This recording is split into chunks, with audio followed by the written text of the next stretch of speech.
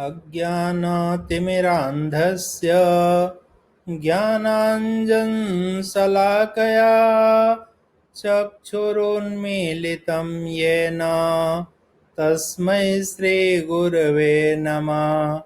तस्मै श्रीगुरवे नमः। मैं डॉक्टर जयप्रकाश मिश्र, प्रभारी प्राचार्य राजकीय शास्त्रीय संस्कृत महाविद्यालय महापुरा में कार्यरत हूँ। आज आप लोगों के समक्ष शास्त्री प्रथम वर्ष में निर्धारित प्रथम प्रश्न पत्र के वैयाकरण सिद्धांत कौमुदी कारक प्रकरण के विषय पर चर्चा करेंगे। जगत गुरु रामानंदाचार्य संस्कृत विश्वविद्यालय जयपुर के शास्त्री प्रथम वर्ष के पाठ्यक्रम में प्रथम प्रश्न पत्र में वैयाकरण सिद्धांत कौमुदी कारक प्रकरण, नीति शतकम, बृहद रचनानुवाद कौमुदी, काव्य दीपिका, अष्टम शिखा, छंद एवं अलंकार तथा विस्तृत चरितम निर्धारित है। चूंकि वर्तमान समय में महामारी से संपूर्ण विश्व आहत है, समस्त आर्थिक गतिविधियों के साथ साथ शैक्षणिक व्यवस्था भी पूर्ण रूप से प्रभावित है। ऐसी स्थिति में छात्र हित को दृष्टिगत रखते हुए ऑनलाइन शिक्षण विधि के माध्यम से कारक प्रकरण पर शिक्षण कार्य प्रारंभ करेंगे। सभी छात्रों का इस ऑनलाइन शिक्षण कार्यक्रम में बहुत बहुत स्वागत। सर्वप्रथम हमारे मन में यह जिज्ञासा उत्पन्न होती है कि समस्त शास्त्रों की उपलब्धता होने पर भी हमें व्याकरण शास्त्र ही क्यों पढ़ना चाहिए। वेद के षडंगों में व्याकरण शास्त्र को मुख की संज्ञा प्रदान की गई है। मुखम व्याकरणम स्मृतम, अर्थात व्याकरण शास्त्र वेद रूपी शरीर का मुख है। शरीर में मुख की ही प्रधानता होती है। यदि शरीर में मुख की प्रधानता रहेगी तो ही शरीर का पोषण भी हो सकेगा। अतएव महाभाष्यकार महर्षि पतंजलि ने स्पष्ट रूप से व्याकरण के वैशिष्ट्य को प्रतिपादित करते हुए यह उद्धृत किया है कि ब्राह्मणेन निष्कारणो धर्मः षडंगो वेदो अध्येयो ज्ञेयश्च प्रधानं च षडंगेषु व्याकरणम् प्रधाने च कृतो यत्न फलवान भवति इति। व्याकरण शास्त्र के अध्ययन की अनिवार्यता के विषय में एक और सूक्ति अत्यंत प्रसिद्ध है। यद्यपि बहुनाधीशे तथापि पठपुत्र व्याकरणम स्वजनः स्वजनो माभूत सकलम सकलम सकृत सकृत, अर्थात हे पुत्र, तुम यदि अधिक नहीं पढ़ सकते हो तो कम से कम व्याकरण शास्त्र ही पढ़ लो, अन्यथा कहीं स्वजन अपने जन की जगह पर स्वजन कुत्ता जन न बन जाए। इसी प्रकार सकलम संपूर्ण के स्थान पर सकलम टुकड़ा न हो जाए और सकृत एक बार के स्थान पर सकृत विष्टा न हो जाए। अर्थात भाषा की शुद्धता एवं स्पष्ट उच्चारण हेतु व्याकरण शास्त्र का अध्ययन अत्यंत आवश्यक है। अतः आज हम व्याकरण शास्त्र का परम उपयोगी कारक प्रकरण के सूत्रों पर चिंतन करेंगे। महर्षि पाणिनि के मतानुसार कारक के मुख्य 6 भेद होते हैं।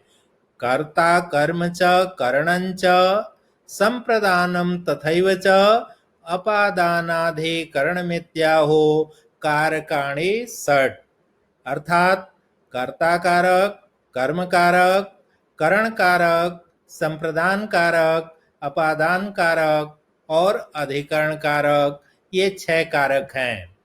कारक की परिभाषा है क्रियाजनकत्वम कारकत्वम, अर्थात जो क्रिया का जनक या उत्पादक होता है उसे हम कारक कहते हैं। कारक शब्द का अर्थ कर्ता भी है, लेकिन यहाँ कारक शब्द पारिभाषिक है। करोति क्रियाम निवर्तयति कारकम इति। जो क्रिया का साक्षात उत्पादक नहीं होता है उसे कारक नहीं माना जाता है। इसीलिए संबंध को कारक नहीं माना गया है।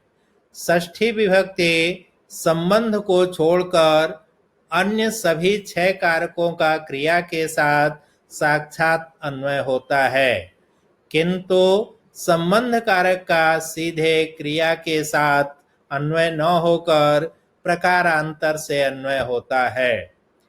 यथा आचार्यस्य शिष्यः पुस्तकं पठति, आचार्य का शिष्य पुस्तक पढ़ता है। यहाँ पर इस वाक्य में आचार्यस्य यह षष्ठी विभक्ति युक्त शब्द का पठति क्रिया के साथ सीधे अन्वय नहीं हो रहा है। आचार्य का पढ़ता है ऐसा वाक्य ही नहीं बनता है। यहाँ पर आचार्य का और पढ़ता है के बीच में किसी अन्य शब्द की आवश्यकता होती है। इस प्रकार क्रिया के साथ सीधे अन्वय करने की योग्यता न होने के कारण षष्ठी विभक्ति युक्त आचार्यस्य इस पद में कारक नहीं माना गया है। पूर्व में हमने अजंत एवं हलंत प्रकरणों में सुऔजस, अम औट्सस, टाभ्याम भेस, ङेभ्याम भ्यस, ङसेभ्याम भ्यस, ङ सो साम, ङी ओ सोप इन 21 प्रत्ययों के प्रयोग विधि के विषय में अध्ययन किया है। इन 21 प्रत्ययों को 3-3 प्रत्ययों के समूह में निर्धारण करते हुए 7 विभक्तियों में विभाजित किया गया है। इन 7 विभक्तियों के प्रत्यय क्रमशः एक वचन, द्विवचन तथा बहुवचन संज्ञक होते हैं। वाक्य ज्ञानार्थ इस कारक प्रकरण का विशेष महत्व है। कारक के ज्ञान के बिना वाक्य शुद्धि अतिशय कठिन है। अतः इस प्रकरण में सर्वप्रथम कर्ता कारक प्रथमा विभक्ति के विषय में विचार करेंगे। कर्ता कारक का विधान करने वाला सूत्र है स्वतंत्रः कर्ता। इसकी वृत्ति है क्रियायाम स्वातंत्रेण विवक्षितो अर्थः कर्ता स्यात् इत्यर्थ। अत्र स्वतंत्रः इति प्रथमान्तं पदं, कर्ता इति प्रथमान्तं पदं, द्विपदात्मकम् इदं सूत्रम्। अर्थ है क्रिया में स्वतंत्र रूप से विवक्षित अर्थ कर्तृसंज्ञक होता है। प्रायः वाक्य में कर्ता, कर्म, क्रिया आदि पद होते हैं। वाक्य में जो प्रधान होता है या जिससे क्रिया की सिद्धि होती है, जिसके बिना क्रिया हो ही नहीं पाती है, ऐसे कारक की कर्तृ संज्ञा होती है। कर्ता ही क्रिया का जनक या उत्पादक होता है। कर्ता के अनुसार ही क्रिया में लिंग, संख्या, वचन, पुरुष आदि का निर्धारण किया जाता है। जैसे रामः पठति, राम पढ़ता है। इस वाक्य में पठति यह क्रिया है। इस क्रिया की सिद्धि में राम इस पद की भूमिका अनिवार्य है। राम इस पद के बिना पठति इस क्रिया की सिद्धि किसी भी प्रकार से नहीं हो सकती है। इसीलिए राम इस पद को कर्ता कारक माना गया है।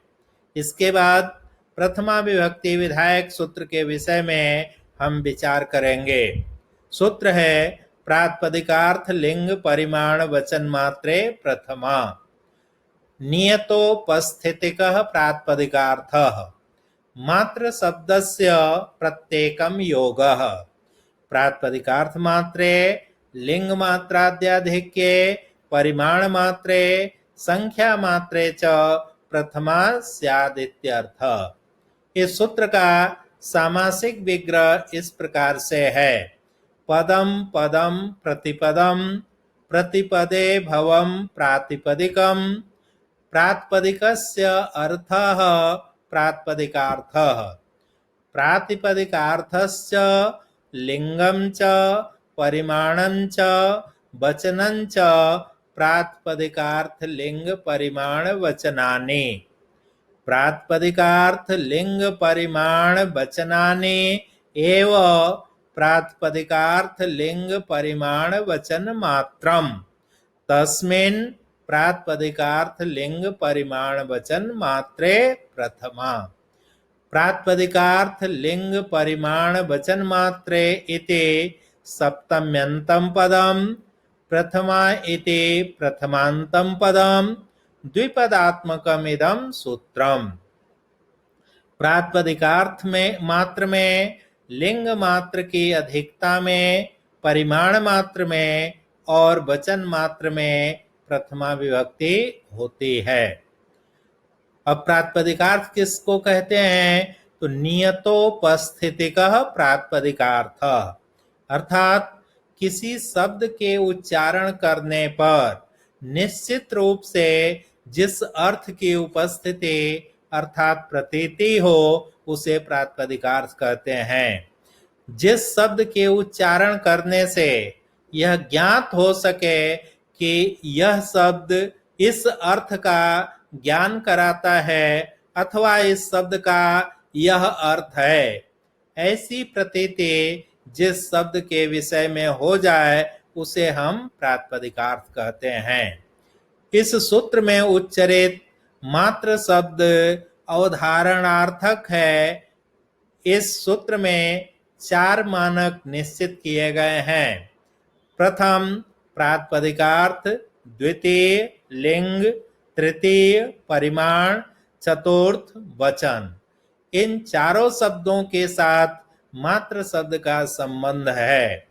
द्वंद्वादौ, द्वंद्व मध्ये, द्वंद्वान्ते च श्रूयमाणं पदम प्रत्येकम अभिसंबध्यते, अर्थात द्वंद्व समास के आदि, मध्य और अंत में पढ़ा गया शब्द द्वंद्व समास के विग्रह में उच्चारित सभी शब्दों के साथ प्रयुक्त हो जाता है। अतः द्वंद्व समास करके मात्र शब्द का योग प्रातिपदिकार्थ के साथ वे, लिंग के साथ वे, परिमाण के साथ वे और वचन के साथ भी हो जाता है। इस प्रकार सूत्र का अर्थ निकलता है, प्रातिपदिकार्थ मात्र में ही प्रातिपदिकार्थ होते हुए लिंग मात्र की अधिकता होने पर, प्रातिपदिकार्थ होते हुए परिमाण मात्र की अधिकता होने पर तथा प्रातिपदिकार्थ होते हुए संख्या मात्र के रहने पर भी प्रथमा विभक्ति होती है। अलिंगस्य नियतलिंगस्य प्रातिपदिकार्थमात्रस्य च उदाहरणानि सन्ति। उच्चैः नीचैः कृष्णः श्रेः ज्ञानम्। अनियतलिंगस्य लिंगमात्राद्याधिक्यस्य उदाहरणानि सन्ति। तटः तटी तटम्। परिमाण मात्रस्य उदाहरणम् अस्ति द्रोणो व्रीहि। वचनं संख्या, वचन मात्रस्य उदाहरणानि सन्ति एकः द्वौ बहवः।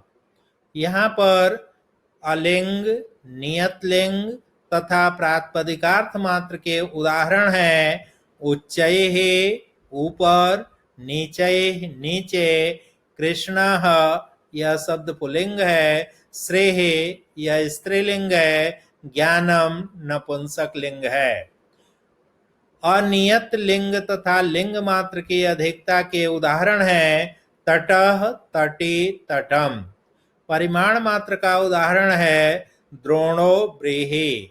वचन शब्द का अर्थ यहाँ पर संख्या है। संख्या मात्र के उदाहरण है एकः द्वौ बहवः।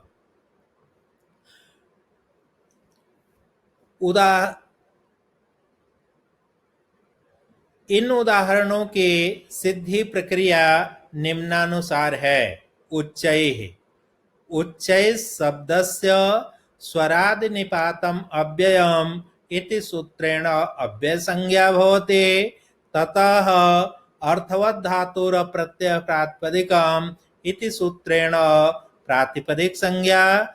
प्रातिपदिकार्थ लिंग परिमाण वचन मात्रे प्रथमा इति सूत्रेण प्रथमा विभक्ते स्वौजस्मौट् षष्ठाभ्यां भेस् ङेभ्यां भ्यस् ङसेभ्यां भ्यस् ङस् ओस् आम् ङि ओस् सुप् इति सूत्रेण प्रथमा विभक्ति एकवचने सुप्रत्यये उकारस्य उपदेशे अजनुनासिक एत् इति सूत्रेण इत्संज्ञा तस्य लोप इति सूत्रेण इत्संज्ञकस्य उकारस्य लोपे अव्ययादाप् सुपः इति सलोपे सकारस्य ससजुषो रुः इति सूत्रेण रु अनुबंध लोपे विरामोऽवसानमिति रेफस्य अवसान संज्ञा खर्वसानयोर्विसर्जनीयः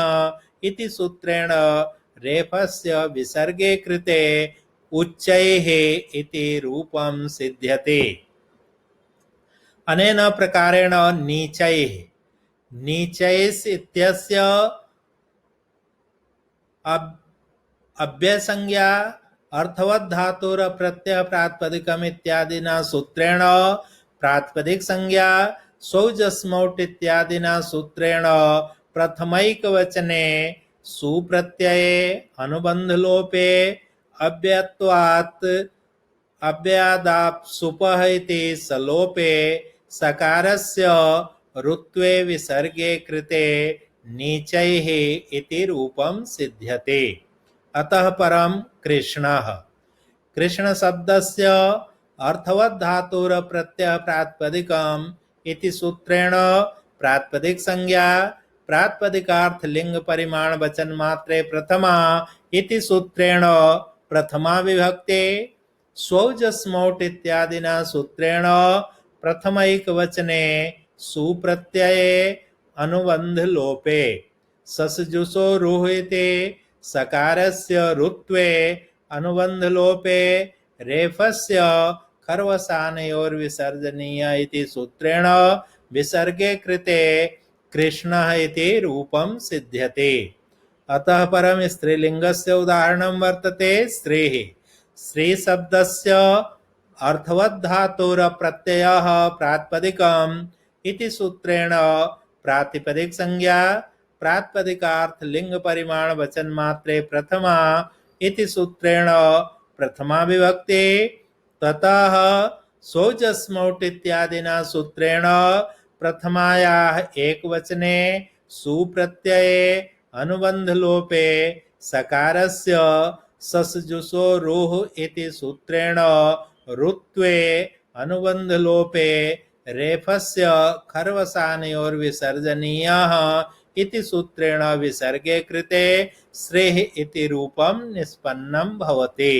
अतः परं नपुंसकलिंगस्य उदाहरणं वर्तते ज्ञानम् ज्ञान शब्दस्य अर्थवत् धातुर प्रत्यय प्रातिपदिकम् इति सूत्रेण प्रातिपदिक संज्ञा प्रातिपदिकार्थ लिंग परिमाण वचन मात्रे प्रथमा इति सूत्रेण प्रथमा विभक्ति ततः सौजस्मौट् इत्यादिना सूत्रेण सुप्रत्यये अनुबंध लोपे ज्ञान शब्दस्य नपुंसकत्वात् अतो अम् इति सूत्रेण सकारस्य स्थाने अमादेशे अमि पूर्वः इति पूर्वरूपे च कृते ज्ञानम् इति रूपं सिद्ध्यते।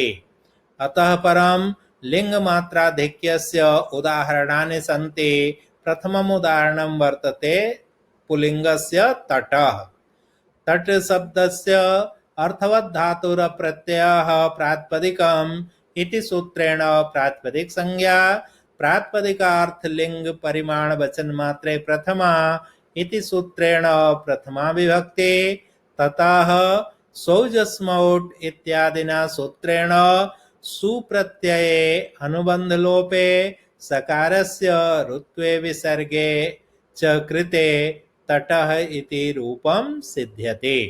अतः परं तटी तट शब्दस्य अर्थवत् धातुर प्रत्ययः प्रातिपदिकम् इति सूत्रेण प्रातिपदिक संज्ञा तट शब्द जातिवाचकः वर्तते अतः जातित्वात् स्त्रीत्व विवक्षायां जातेरस्त्री विषयोपधात् इति सूत्रेण ङीस् प्रत्यये अनुबंधलोपे यचिभम् इति सूत्रेण भसंज्ञा यस्येति च इति तट शब्दस्थ अकारस्य लोपे वर्ण संयोगे तटी इति जाते ततः एक देश विकृतम् अनन्यवत् इति न्यायेन पुनः तटी शब्दस्य प्रातिपदिक संज्ञा प्रथमा विभक्ति ततः स्वौजस्मौट् इत्यादिना सूत्रेण प्रथमैक वचने सुप्रत्यये अनुबंधलोपे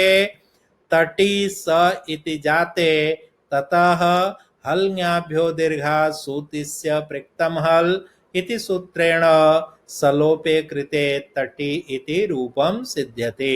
अतः परं नपुंसकलिङ्गस्य उदाहरणं वर्तते तटम तट शब्दस्य अर्थवत् धातुर प्रत्यय प्रातिपदिकमिति सूत्रेण प्रातिपदिक संज्ञा प्रथमा विभक्ति ततः स्वौजस्मौट् इत्यादिना सूत्रेण प्रथमैक वचने सुप्रत्यये अनुबंध लोपे तट शब्दस्य नपुंसकत्वात् अतो अम् इति सूत्रेण सकारस्य स्थाने अमादेशे अमिपूर्व इति पूर्वरूपे च कृते तटमिति रूपं सिद्ध्यति।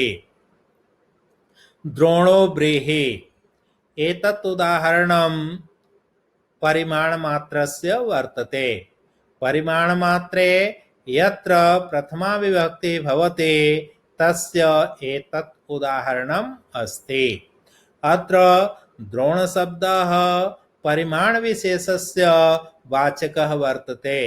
व्रीहि शब्दस्य धान्यविशेषस्य वाचकः वर्तते। द्रोणः इत्यत्र द्रोणपदोत्तर सुप्रत्ययस्यार्थः सामान्यपरिमाणः वर्तते। द्रोणस्यार्थः विशेषपरिमाणः वर्तते। अत्र द्रोणो व्रीहि इत्यस्य अर्थः वर्तते द्रोणरूप परिमाण विशेषो यः सामान्य परिमाणः तत्परिच्छिन्नो व्रीहिः इति। अत्र परिमाणवाचकस्य द्रोण शब्दस्य अर्थवत् धातुर प्रत्यय प्रातिपदिकमिति सूत्रेण प्रातिपदिक संज्ञा प्रातिपदिकार्थ लिंग परिमाण वचन मात्रे प्रथमा इति सूत्रेण प्रथमा विभक्ति ततः स्वौजस्मौट् षष्ठाभ्यां भेस् ङेभ्यां भ्यस् ङसेभ्यां भ्यस् ङसोसां ङयोसुप् इति सूत्रेण प्रथमायाः एक वचने सुप्रत्यये अनुबंधलोपे ससजुषोरुः इति सकारस्य रुत्वे हसि च इति सूत्रेण उत्वे आद्गुण इति सूत्रेण अकार उकारयोः स्थाने ओ इति गुणे वर्ण संयोगे च कृते द्रोणो व्रीहि इति रूपं जायते। अतः परं वचन मात्रस्य उदाहरणं विद्यते एकः। संख्यावाचकस्य एक शब्दस्य अर्थवत् धातुर प्रत्यय प्रातिपदिकम् इति सूत्रेण प्रातिपदिक संज्ञा प्रथमा विभक्ति ततः स्वौजस्मौट् इत्यादिना सूत्रेण प्रथमायाः एक वचने सुप्रत्यये अनुबंधलोपे सकारस्य रुत्वे विसर्गे कृते एकः इति रूपं निष्पद्यते। द्वौ संख्यावाचकस्य द्विशब्दस्य अर्थवत् धातुर प्रत्यय प्रातिपदिकमिति सूत्रेण प्रातिपदिक संज्ञा प्रथमा विभक्ति ततः स्वौजस्मौट् इत्यादिना सूत्रेण प्रथमायाः द्विवचने औ प्रत्यये द्विशब्दः सर्वनामवाचकः वर्तते अतः सर्वादीनि सर्वनामानि इति सूत्रेण द्विशब्दस्य सर्वनाम संज्ञा त्यदादि नामः इति सूत्रेण द्वि इत्यत्र इकारस्य अत्वे वृद्धिरेच इति सूत्रेण पूर्वपरयोः स्थाने औ इति वृद्धिरूप एकादेशे वर्ण संयोगे च कृते द्वौ इति रूपं सिद्ध्यते। बहवः संख्यावाचकस्य बहुशब्दस्य अर्थवत् धातुर प्रत्यय प्रातिपदिकमिति सूत्रेण प्रातिपदिक संज्ञा, ततः प्रथमा विभक्ति, ततः परम स्वौजस्मौट् इत्यादि सूत्रेण प्रथमायाः बहुवचने जस् प्रत्ययः आगच्छति। जस् इत्यत्र जकारस्य चूटु इति सूत्रेण इत् संज्ञा भवति। यस्य वर्णस्य इति संज्ञा भवति, तस्य वर्णस्य तस्य लोप इति सूत्रेण लोपो जायते। ततः परं शेषो घ्यसखे इति सूत्रेण उकारस्य घी संज्ञा जसि च इति सूत्रेण उकारस्य गुणे एचो एवा आवह इति सूत्रेण ओकारस्य स्थाने अव आदेशे वर्ण संयोगे सकारस्य रुत्वे अनुबंध लोपे रेफस्य खर्वसानयोर्विसर्जनीयः इति विसर्गे कृते बहवः इति रूपं सिद्ध्यते। अतः परं संबोधनस्य विषये चर्चां कुर्मः। संबोधने च इह प्रथमा स्यात्। उदाहरणं वर्तते हे राम। संबोधने सप्तम्यन्तं पदं च अव्ययपदं द्विपदम् इदं सूत्रम्। संबोधने अधिके अर्थे गम्यमाने प्रथमा विभक्ति स्यादित्यर्थः। संबोधन अर्थ के अधिक गम्यमान होने पर प्रथमा विभक्ति होती है। उदाहरण है हे राम, हे रामौ, हे रामा। संबोधनस्य अर्थः वर्तते सम्यक् बोधनम्, अर्थात संबोधनं नाम अभिमुखीकृत्य ज्ञापनम् इति। हे राम इत्यत्र मां पाहि इति अध्याहृत्य रामं प्रति मदरक्षणं ज्ञाप्यं भवति। अतः हे राम मां पाहि इति पूर्णं वाक्यं बोध्यम्।